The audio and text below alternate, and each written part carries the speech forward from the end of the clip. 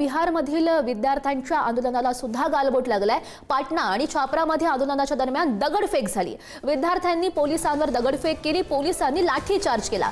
पोलिसांनी अनेक आंदोलकांना ताब्यात घेतल्याचं समजतंय। हे दृश्य आपण बघू शकतोय। बिहारमधली ही दृश्य आहेत। आंदोलन सुरू होतं, मात्र परिस्थिती चांगलीच चिघळते। से अलग कर लिया जाए।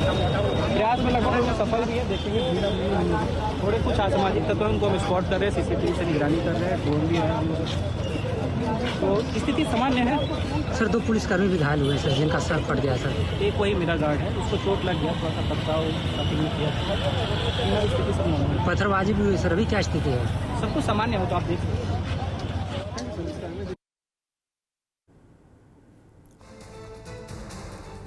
ज्या दरम्यान पोलिसांनी आंदोलकांवर लाठीचार्ज केलेला होता, त्या दरम्यानची ही दृश्य आपल्या समोर येत आहेत। बिहारमध्ये हे आंदोलन सुरू होतं नीट पेपर फुटी प्रकरणासंदर्भात, आणि त्यानंतर हे आंदोलन आता चांगलंच चिघळत आहे।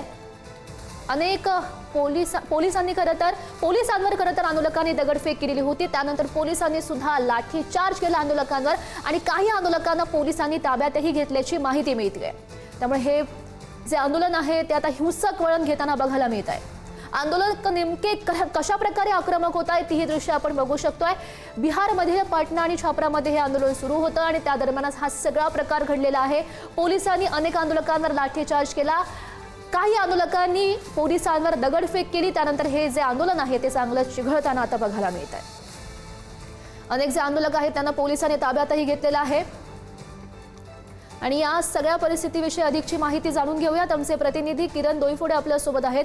किरण, नेमकं काय घडतंय बिहारमध्ये? गौरी, आपण जर पाहिले तर नीट परीक्षा पेपर फुटी प्रकरणावरून बिहारमध्ये विद्यार्थ्यांचं आंदोलन पेटलं असून त्याला हिंसक वळण असे लागले आहे। केंद्रीय शिक्षण मंत्री धर्मेंद्र प्रधान यांच्या राजीनाम्याच्या मागणी करत रस्त्यावर उतरलेले विद्यार्थी संघटना आणि पोलिसांमध्ये जोरदार अशी चकमक आपल्याला पाहायला मिळते। या आंदोलनादरम्यान आंदोलकांकडून तुफान दगडफेक करण्यात आली असून पोलिसांनी अश्रुधाराच्या नळकांड्या, वॉटर कॅनन आणि लाठीचार्जचा वापर केला।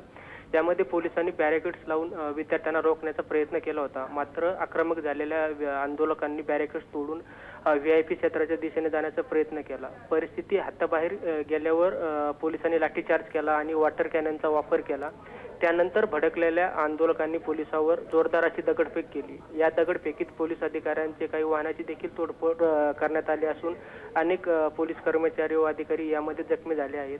हिंसाचार आणि तोडफोड प्रकरणी पोलिसांनी ही कारवाई करत 100हून अधिक आंदोलकांना ताब्यात घेतल्याची देखील माहिती मिळत आहे।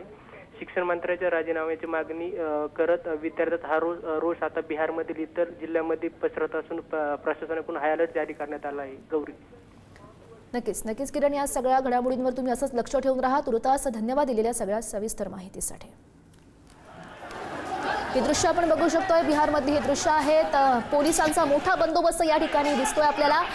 काहीसं जे आंदोलन सुरू होतं ते आता चिघळल्याचं बघायला मिळतंय। ही सध्याची आपण लाईव्ह दृश्य बघू शकतोय। पोलिसांवर काही आंदोलकांनी खरं तर दगडफेक केलेली होती, त्यानंतर पोलिसांनी लाठीचार्ज केलेला आहे काही आंदोलकांवर, आणि अनेकांना ताब्यातही घेतल्याची माहिती आहे। नेमका कशा प्रकारे लाठीचार्ज त्या ठिकाणी केला जातोय त्याची ही सध्याची लाईव्ह दृश्य आपण बघू शकतोय।